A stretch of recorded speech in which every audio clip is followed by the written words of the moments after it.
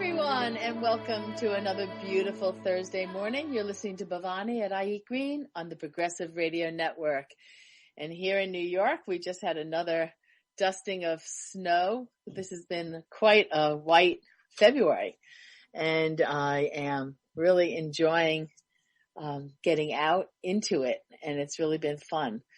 I hope many of you are also enjoying the beautiful white snow. I have a great show for all of you today. My guest will be Brenda Sanders. She is the founder and executive director of Afro-Vegan Society, and I will tell you more about her in a little bit. But first, I want to talk about things going on in the news and ways that you can take action, and of course, share this week's recipe with you. So first off, I just want to share some of my frustration. I've been trying to find some new health insurance for my family. And I was just convinced, since our income is so much lower this year, that we would qualify for some assistance with health insurance. And so I went on to the open market and, plugged in our information, and voila, we were not entitled to any assistance. And so I went looking at the open market to see what was what. And I was just shocked at the prices of what health insurance is costing. In the past, my husband's business was covering our health insurance, so I didn't pay that much attention to it. But now that we need to pay for it ourselves, I am just completely, utterly shocked at how much it doesn't cover and yet how much it costs. And it is just wrong. I mean, how can someone who is struggling to pay their rent and put food on the table justify paying anywhere between $700 and $1,200 a month for health insurance when most of the time you're not going to the doctor? I remember when I was younger and I didn't have health insurance, my parents insisted I get catastrophe insurance, which was, a huge $5,000 deductible, but it would cover in case, I was struck, with cancer or some other horrible disease. It wouldn't bankrupt them, because my parents knew that, they would step in. And so I had catastrophe insurance, and that was, I remember, pretty cheap.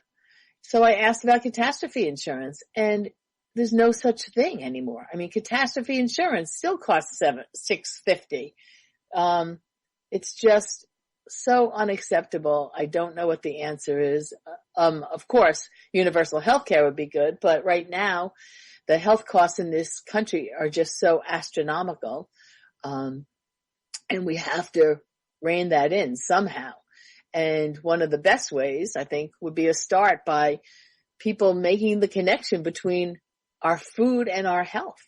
It's shocking to me that the medical industry has not yet started using food as medicine. I mean, that's the history. You go back to, back to the beginning of medicine, and food was medicine.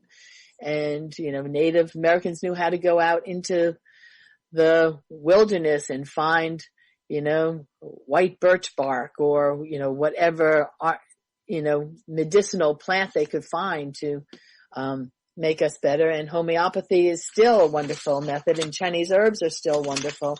And yet we don't subscribe to those in Western medicine at all. And yet they've been working for many, many, many years. And we need to just relook at things. And yet if you see the connection between medical costs and health insurance and doctors, I mean, I wrote in my newsletter this week, the average salary for a CEO of a healthcare company this year was $18 million. $18 million.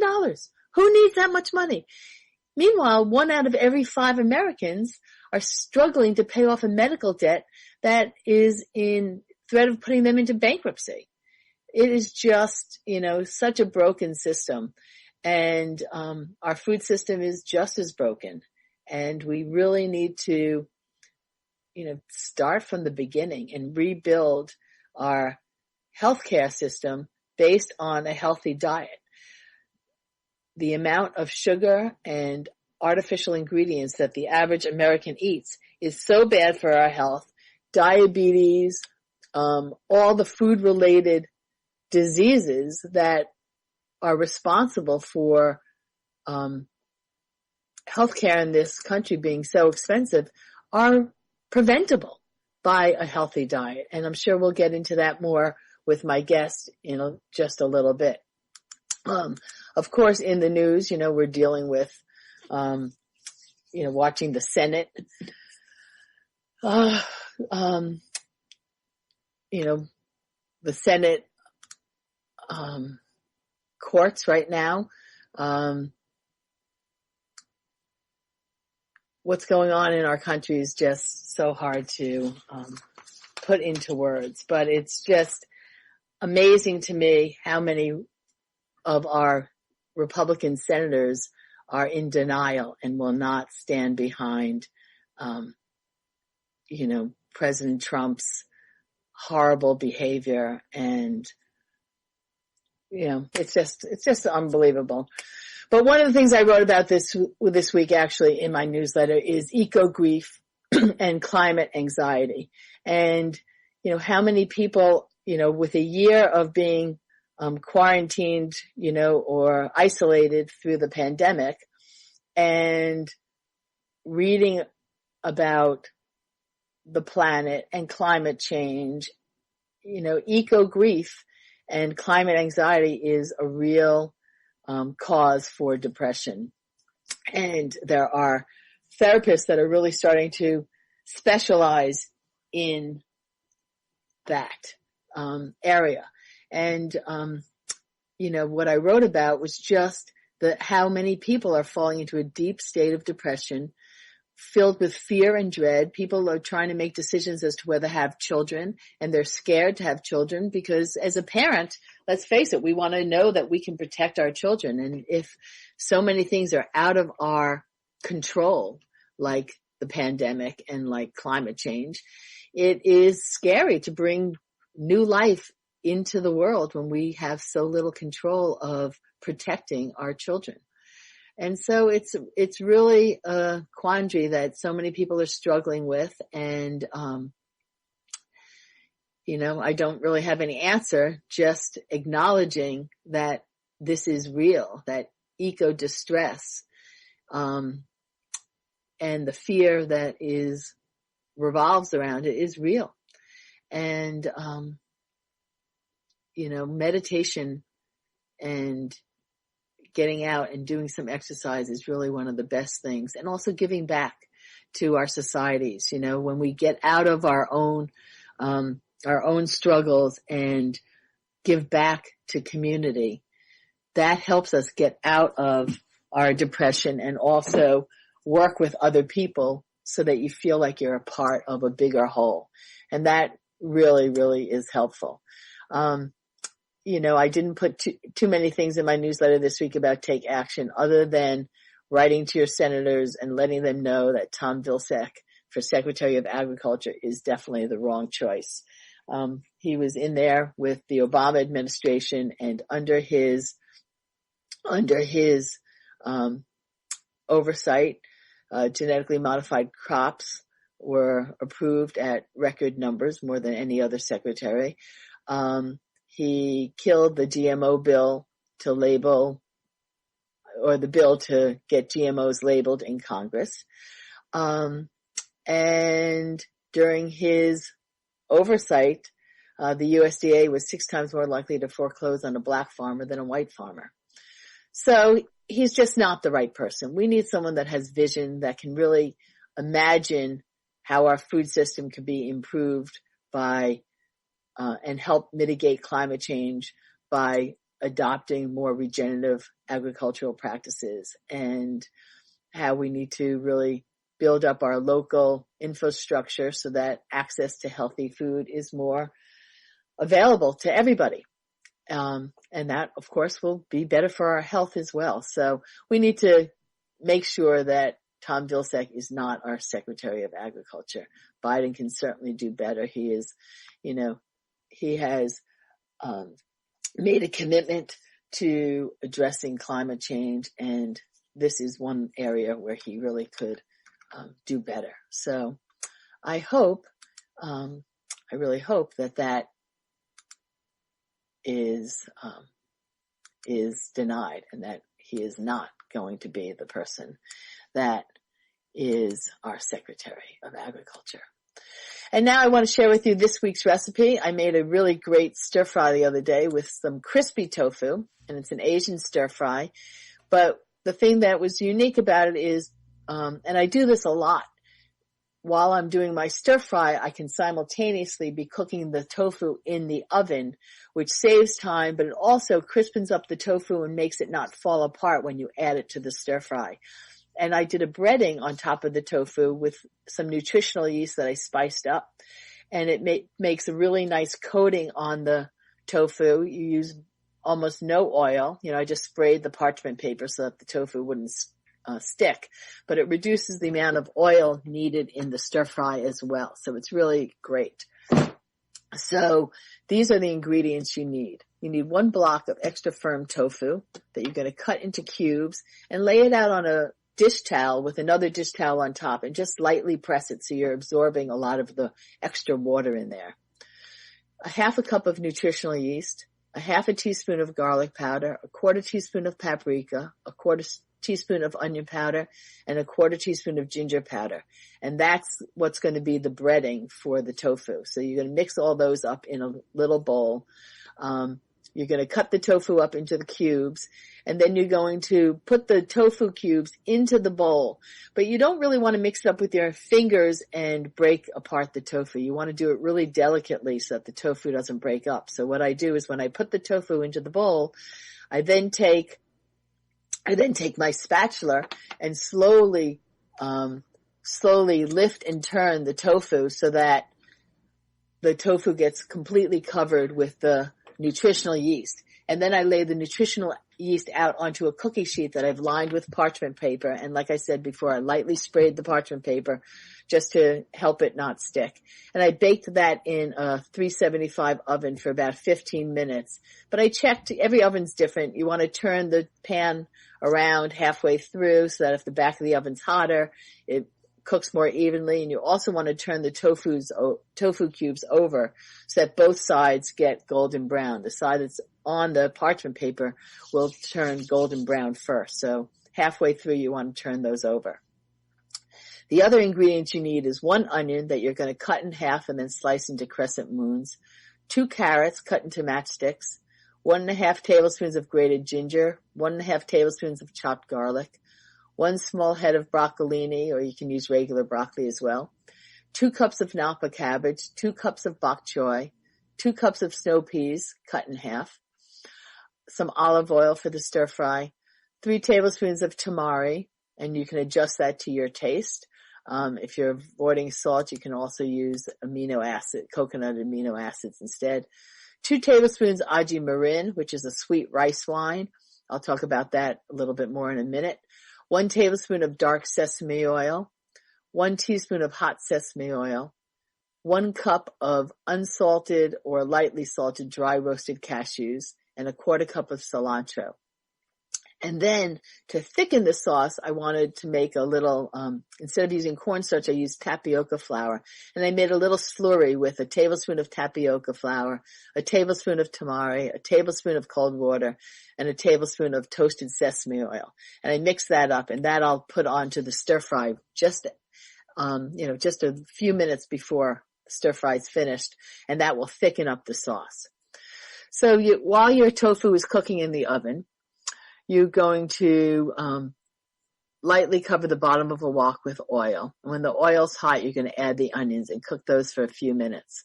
Then you're going to add the garlic, the ginger, and the carrots, and continue cooking that at medium-high heat, stirring constantly for about another 5 minutes. Then add the broccolini and the napa cabbage. At this point, you can add a little bit of water. You can add like a tablespoon of water at a time to continue doing the stir fry.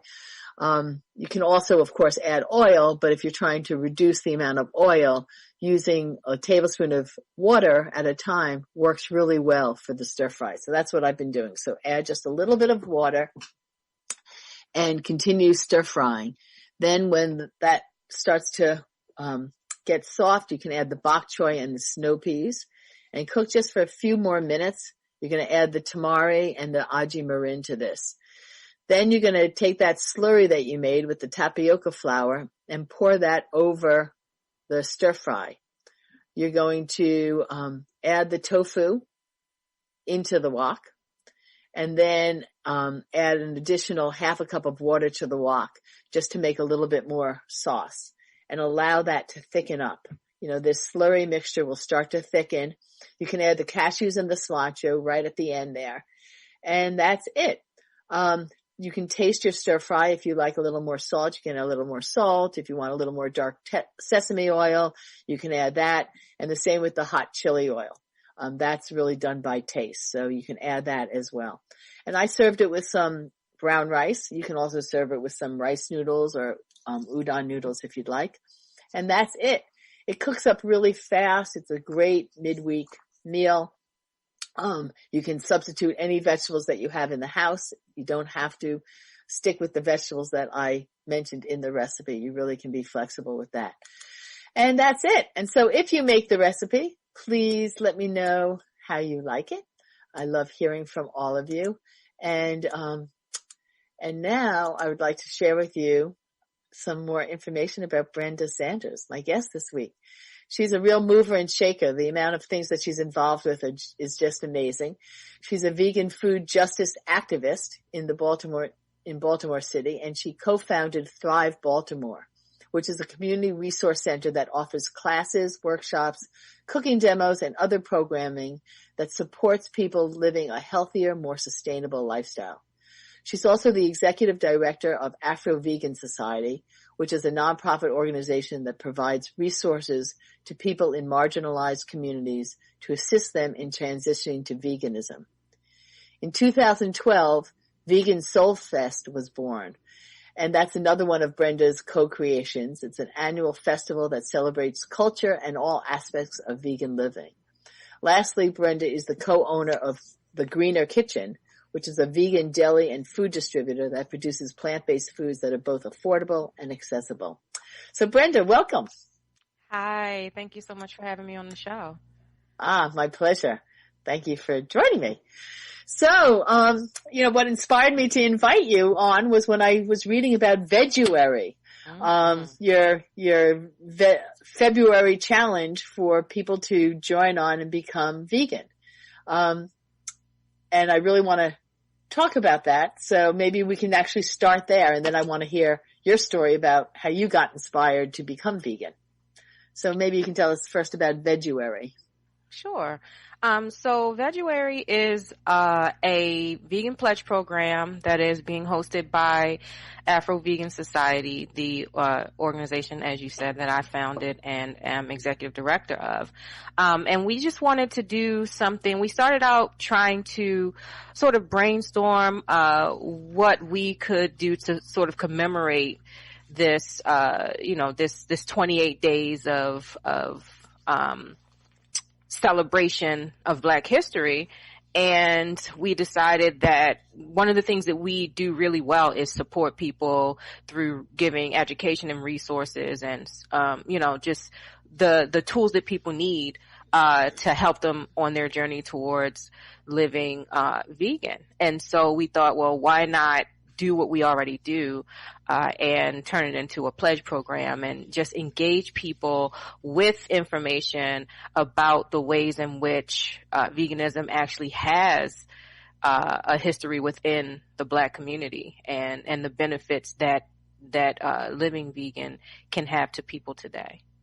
And so when did you become vegan? It's been about 23 years. So it's been a while. And what inspired you to become vegan? Did you go straight to becoming vegan, or did you go vegetarian first and then? Yeah, I wasn't really exposed to a lot of information about vegetarianism or veganism. I just didn't grow up in an environment where that kind of stuff was like being talked about. And so I kind of came across this book, while, in my late teens and people ask me like, what was the book? And to this day, I cannot remember the name, the author, anything, but I know that I was reading the book and it was talking about like the sacred body and, your body being a temple and being one with the rest of the planet, like just all these new concepts. And a part of what was being talked about was, not consuming animal products. And for whatever reason, it just resonated with me.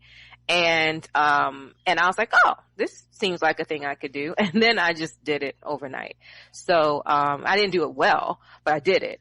And, it was actually horrible. Cause I had no idea what I was doing. I didn't even know that there was such a thing as a natural food store or anything like that. Cause I grew up in the projects, in Baltimore City. And so, but I was always an avid reader. And so, I just kind of did what I could in terms of diet, and I just ate whatever we had, which was not terribly healthy. But over time, I learned more about living vegan and all the different things that are involved with that, and I sort of expanded from there. Mm-hmm. I remember when I first became vegetarian, also inspired by reading a book, which was Diet for a Small Planet. I remember that book because it was so important to me. I was 16 at the time. But I went, and I also did it overnight, but I went vegetarian, not vegan. So there was a lot of dairy in the diet, but I remember, saying I went on the white diet, because I also grew up with no vegetables, or just frozen or canned vegetables in my house. And so when I first became vegan, it was, bagels, pasta, potatoes. It was just, everything was white. And then I started learning about other things. So it's a process.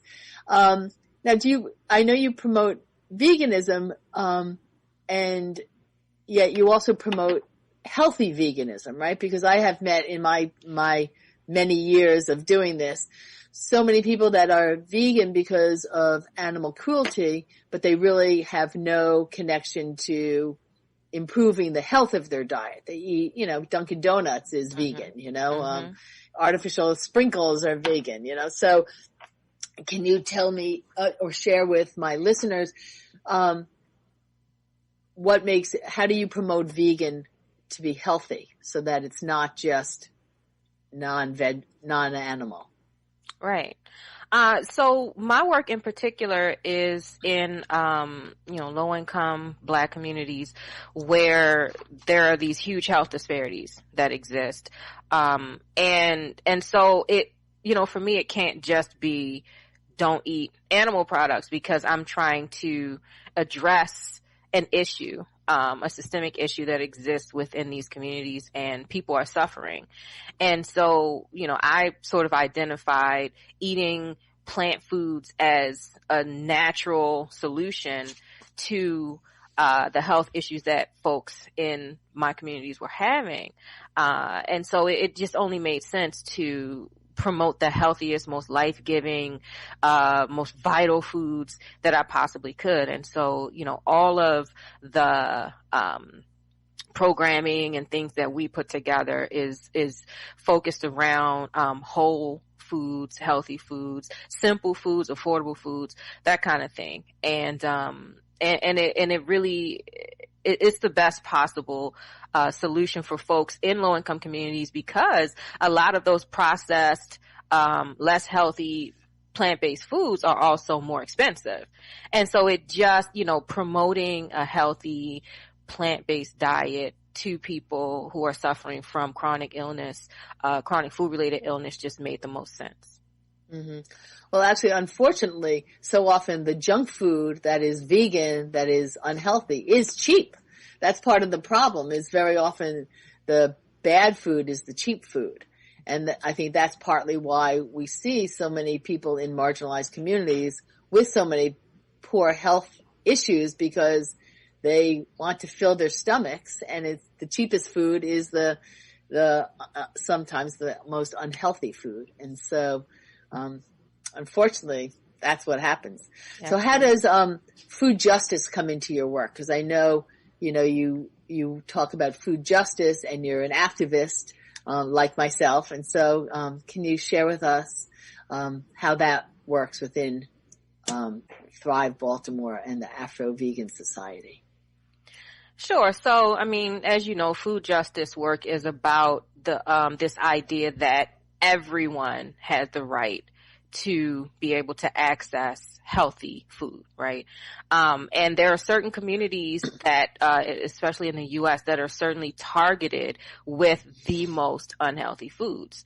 And I grew up in one of those kinds of communities. And so I saw firsthand in my own life, in the lives of my family members and the whole community around me, how only having access in our communities to these, like the worst of the worst, food products was really just impacting the lives of people generation after generation.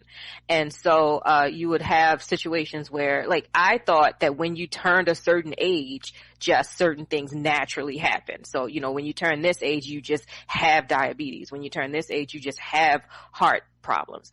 And just learning that that wasn't the case, and that, you know, all of these just like chronic illnesses that were just running rampant throughout, you know, our community were food related.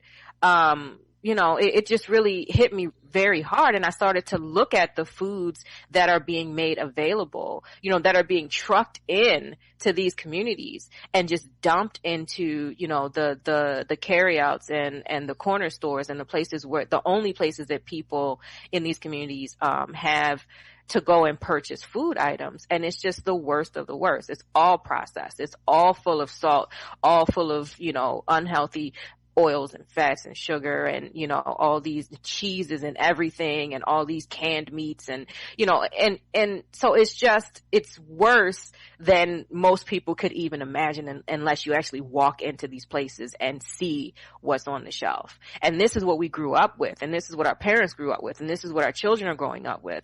And so when you have this situation where generation after generation is specifically being targeted, you know, not only with these processed packaged foods, but also with the fast food restaurants, you know, that come into the community and set up shop. Now you have a recipe for a lot of health issues. And that is exactly what these communities are being faced with. Mm-hmm. And so in your work, have you been able to make some inroads, and have you seen much change within your communities? Have you been able to close down any of the fast food places? Or I know you have your own deli, your green kitchen deli. Can you maybe talk about that, and how has that helped your community? Yeah, so when I started out, I had, you know, these grandiose, you know, goals and mission to just, you know, make this amazing plant-based food. And then I would get it into all the carryouts and all the corner stores and all the convenience stores. And it was just going to be, you know, just amazing. And then what ended up happening was that, we learned that it's a whole process. Like, it's not just a matter of if you make it, they will come. Because now you have to re-educate folks, you know, who have been eating a particular way for generations. And so we set out to do that first and foremost, to have all these, like classes and workshops and cooking demos and everything made completely free, because we didn't want anybody to be excluded from being able to get access to this life-saving information. And then the problem arose, you know, where people were we were interacting with all these thousands of people who were like, this is amazing, this food is great, but I can't access it. Like, I can't it's not in my community. And so we set out to try to make that happen. But what we found was that the owners of these convenience stores and carryouts and, you know, corner stores and stuff were not open to bringing in these kinds of products. They were completely skeptical. They said, you know, these people in this neighborhood, they're not going to eat this. And I'm not going to waste my money on this. And so we kind of found ourselves, sort of banging our heads against a wall, because it's like, well, we want these foods to be available. People are open to these foods. We're showing and educating them in how to prepare these foods. And yet we are, you know, hitting all these obstacles and getting the foods into their community. So I never wanted to be a store owner. That was not on my agenda of things to do in my life. But since we had so many obstacles to making this happen organically, we just decided to do it ourselves. And so, we started manufacturing, the substitutes, because that was the thing that, like, people were, they were skeptical about, the folks who were coming through our programming and stuff. They were like, no, this food is great. I love all of this, but what about chicken? What about beef? What about, like, I still have to have these things.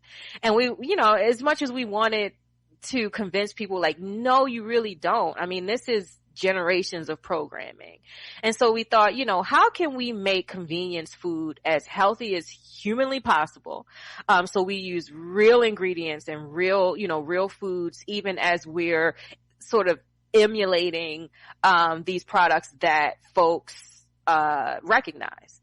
And at the same time, we're teaching people to sort of move away from the substitutes and craft meals around whole grains and legumes and, beans and these kinds of things.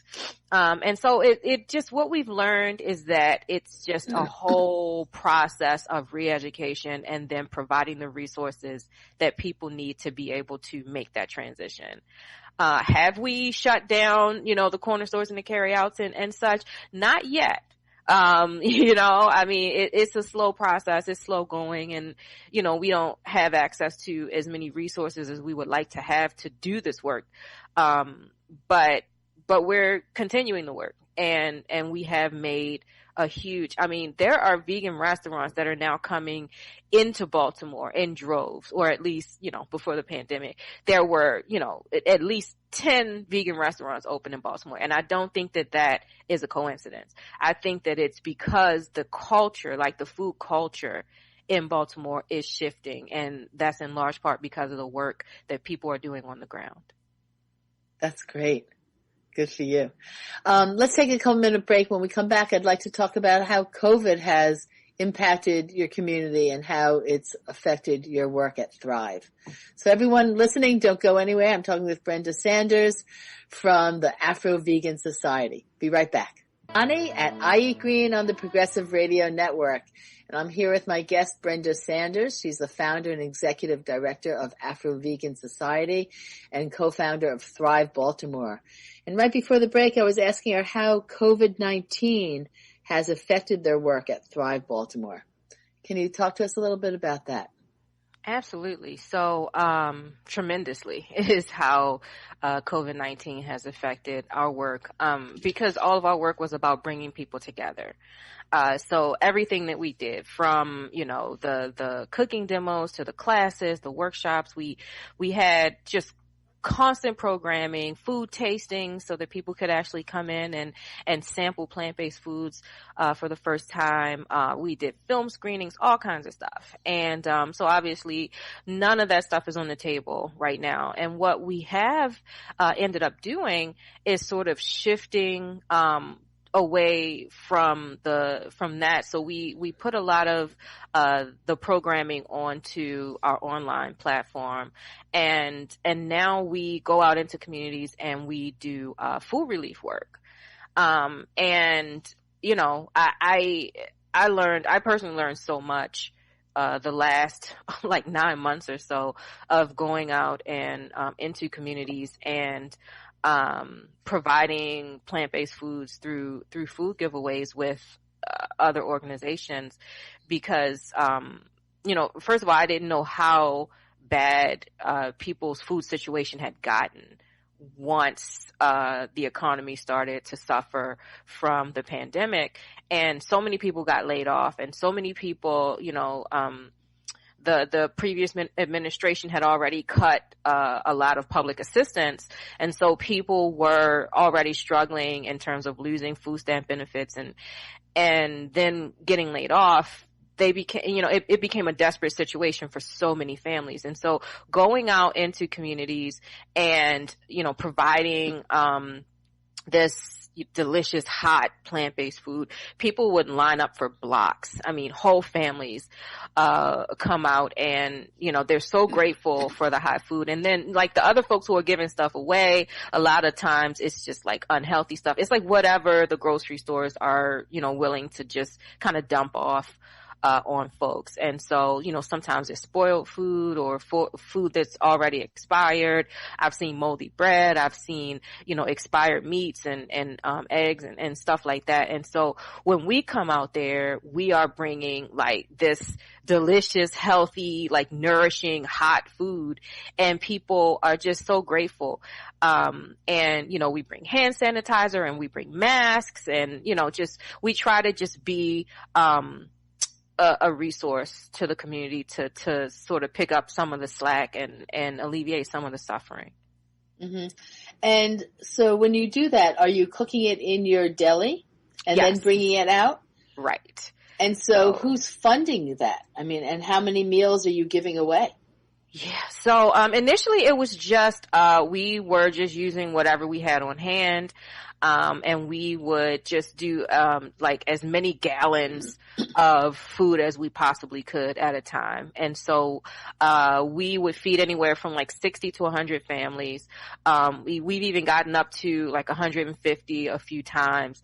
And we, once we started to like kind of put it out there that this was something that we were doing, we did get the attention of a couple of, organizations that wanted to help support what we were doing. And so we have gotten some support that way. But it's just a very small, handful of people because we didn't really feel comfortable asking for volunteers to go out in the middle of a pandemic, and so it's kind of like we're just doing what we can with what we have. Mm-hmm. And when you go out into the communities, are people maintaining 6 feet distance? Everyone's wearing masks. How are you distributing it? Yeah, so or are you dropping it off at people's houses? Oh, no. There are some organizations, that are much more, structured than we are, that are out there with their, with their vans and they're dropping off to homes. What we have done is, we've partnered with other organizations that were already doing food giveaways, like weekly food giveaways, and we just set up our own table. People are social distancing. When folks don't have a mask, we make sure that, we're able to give them one. And I mean, people, for the most part, the people who I have been engaging with, they are taking the pandemic seriously because it has hit their community really, really hard. And so there's been tons of deaths, tons of illnesses, like people can't afford to not take the pandemic seriously at this point in these communities. Mm-hmm. So going back to your Veguary month, how many signups have you gotten? How large a movement is it? Yeah, so we have almost 2,000 people who have signed up. Yeah, who have committed to going vegan for the entire month of February. It's very, very exciting. One of the things about transferring our in-person activism over to a virtual platform is that we've been able to reach so many more people with the same kind of quality programming that we were doing before. And folks are just so engaged and so excited, and I'm exhausted because, people are so engaged and so excited. But it's exhilarating as well to just know that you're touching the lives of so many people and you're building this awesome community. Right. And so the Veguary program, I signed up, and so, I've been getting daily, morning, info. Can you share with what people will get if they sign up? Yes. So we wanted it to be a very personalized experience. We miss people. We miss being able to see people and hug people and be around people. And so we want to convey that same feeling, that same like sense of community. And so we are in communication constantly. We're going to send you a daily email. We're going to send you a weekly wrap up email. This is all the stuff that, we've done. If you miss anything, check this stuff out. We are, on our social media platforms all all day long, engaging with people, putting information out there. We have a Facebook group in which we are, doing constant posting and live videos and, like updates and all kinds of stuff. And so, and even on our website, there's lots of ways to engage with our blog posts and these kinds of things. And so, we just wanted to have a really well-rounded program where everybody felt included and seen. And I really think that is what we've been able to do. Mm-hmm. That's great. And have you had any more success in getting some of your products into those corner stores? So interestingly, what we have had is success in getting restaurants all over Baltimore to be interested in building out vegan menus with our products. And so that's a step in the right direction, because these are folks who, prior to finding out about us and finding out about, the meat and dairy and egg substitutes that we make, that they had nothing. They had nothing available for somebody walking in off the street who's just like, I'm hungry, but I, don't eat animal products. Exactly. Right. And so now there are so many restaurants across Baltimore that are using our products and that are proud to be using our products. Oh, that's great. That's great. And still the goal is for there to be so much of a demand amongst the people that they will demand of the corner store, we want these products, in your store. And so that's the next step. Yeah. Well, I remember, I was on the Suffolk Food Policy Council at one point, and they were trying to get corner stores just to bring in more fresh vegetables. Mm-hmm. And, it started as a pilot program. And trying to just get one corner store to bring in fruits and vegetables, it took a year between, the agreement of the signage and the, all the different things that they needed to work out. It took a year to get vegetables into one corner store as a model. And I just thought, this is not going to work. I mean, if it's going to take this long, and then, I was at a conference, and I met someone who was working with Nestle to Pepsi. Mm-hmm. And they were contracting to deliver fresh vegetables to all the corner stores where they deliver their Pepsi. And I thought, oh, this is greenwashing, it's like, and yet at the same time, they were able to get fresh vegetables into loads of corner stores all at once because they already had the distribution set up. And isn't that something? So it was just kind of like a frustrating thing. I mean, at first when I was at this conference and Pepsi was there to start with, I was like, right. Why am I at this conference? I made a mistake. And then I saw that they were trying to do something good, and it's, there's always a give and take, it's nothing's just like black and white. And it's, you see how sometimes partnering with, I don't want to call them the devil, but partnering with a company that you think is just horrible.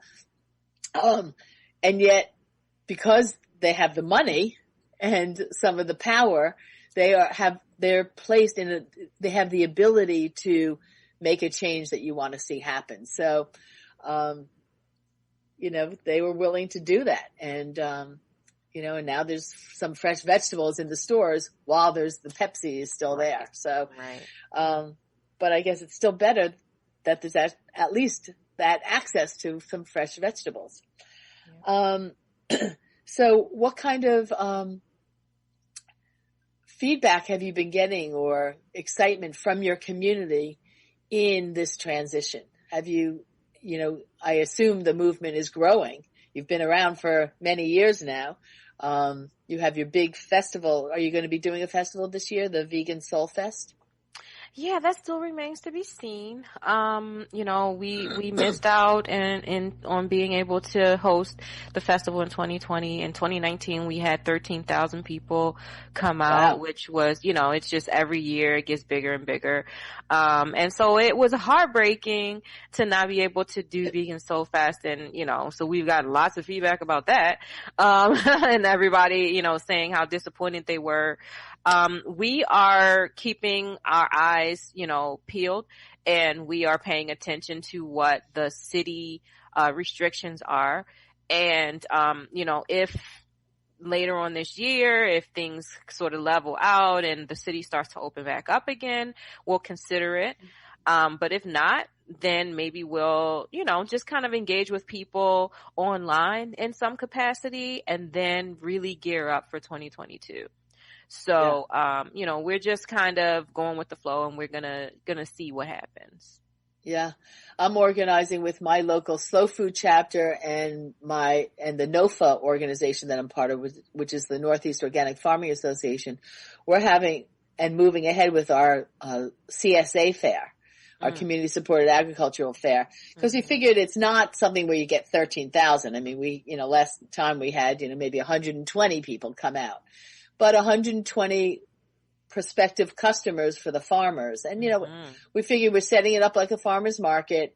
There will be tents there, and everybody, we can certainly put the tents, 10 feet apart easily, and everyone can wear masks, but still people can come out and shop and, support our local farmers, which is what we want. So, as of right now, we're still moving ahead with that, but we know last year's was canceled because of the pandemic. And yeah, it's really, new ground that we are all on, trying to find our way. Yep. So in addition to the Afro-Vegan Society, I'm trying to figure out where the separation is between all the different things you have your hands in, because, or do they all kind of merge into one? You have the Afro-Vegan Society, you have Thrive Baltimore, you have Vegan SoulFest, you have Veguary, you have so many different things going on. How do you keep them all straight? Sometimes I don't. I've been known to get confused. But yeah, so Thrive Baltimore, is sort of like the gathering space. It's a physical, building. It's a community center. And then, Afro-Vegan Society is more the national organization. It's, everything is pretty much online at this point, virtual outreach. And then of course the Greener Kitchen is the food side. And it does all sort of, come together under one big, like food justice umbrella. And, each component came about because it was needed, because there was some need that the community had. And we felt like, at least for me, that I needed to, fill that void. And so, like all these different projects were born. So is, the Greener Kitchen at the Thrive Center? Are they? No. So the two are in completely different, marginalized communities. We were able to actually put the Greener Kitchen in a community in Baltimore called Pigtown, which is really interesting because Pigtown is so named because it was the community where the pigs were ushered, from the train through this community and to the slaughterhouse. And so there's you mean actual pigs? Okay, I wasn't sure if you were talking about policemen or pigs. No, nobody was sending police officers to the slaughterhouse, I don't think. But yeah, and so there's this whole history of, killing animals. And then here, we're popping up and we're like, we have no animal products whatsoever as a part of our mission and philosophy. And so it's been really interesting seeing like the culture clash, between, the food businesses that already existed and then the Greener Kitchen and seeing how even the community, has responded. And it's been really, really interesting. They had no idea what we were, what the heck it was about. They were, curious and would pop in from time to time. And then and then they were like, oh, no, not meat. Oh, no, thank you. But like, as we coaxed people in and said, well, just taste the food, taste it. Like, try the potato salad. The mayo that we make is absolutely delicious. It just isn't made with eggs, and so like, as people would try the food, they were sold. I mean, so we have like a cult following in the community itself where we're located. And they are very, very like supportive and almost fanatical about, you know, the food. I just happened to be talking to a UPS driver about my package. And so I had mentioned that I owned a place, a restaurant on Main Street in Pigtown. And, you know, it's just this young black guy, you know, probably just 20, you know, and he said, "Oh, you mean the vegan spot?" And I was like so touched. I was like, "Yes, the vegan spot." And he was like, "Oh man, I love that place." You know, and so we are, you know, like making this impact that may not even be seen, but it's happening. And it's just it's so exciting. Yeah, I bet. Yeah, that's just wonderful. And so, is it self-sustaining? You able to support yourself through the sales of your food? That is a very interesting question. And I have never been asked that question. And, so there is this, sort of conflict that exists, you know, between trying to make vegan food affordable, but also pricing it in such a way that we can keep the lights on. And it is just such a delicate balance. I mean, it's almost like trying to balance on, a strand of hair. One might even conclude that it is impossible to make vegan food, like healthy vegan food, affordable to low income people. And so what we have strived to do, and we're actually going to be restructuring the way that we're engaging with the community, is to make more foods that people can take home and cook themselves, as opposed to, you know, all the labor and everything that goes into preparing like hot food, and there's just everything that goes into that, and the cost of that. We are actually trying to expand people's access to things like, you know, fresh local produce, to things like, soup mixes and, you know, bulk items and these kinds of things, so that, and along with recipes and cooking demos and all those kinds of things, so that people can actually purchase, if they find the prices of vegan food to be more prohibitive, that they can still purchase products and take them home and cook them for their family, and maybe get, you know, a meal for 4 out of, you know, this money that they spent, as opposed to a meal for 1. And so that, you know, but that's what we had to learn. We've been learning all these things about like how to make plant-based food affordable and accessible. And it is not easy work. It really isn't. I mean, you know, I've been a personal chef for many years, and cooking vegan food, it's like, I know, you know, if I have a client who says, you know, we just want a steak tonight, it's like, I feel like I'm cheating. I mean, I don't usually cook meat, but, you know, occasionally for a private client, I will. All you do is you stick it under the broiler. It's like, you know, and there's dinner. It's like instant food, you know, compared to getting a vegan meal on the table. You know, you're going to spend a long time chopping and cooking and sauteing, and you know, the labor involved in cooking fresh vegetables is much more time consuming than sticking a piece of meat or fish under a broiler. And people don't understand that. They think, oh, it's all vegetables, it should be cheap, you know, and the labor is just amazing. And so making it affordable is really a challenge. So the meal kit ideas sounds great. Yeah, we are just trying, you know, our mission is to make plant-based eating accessible to everyone, every single person. And so we are learning, you know, as we go along, how to make that happen.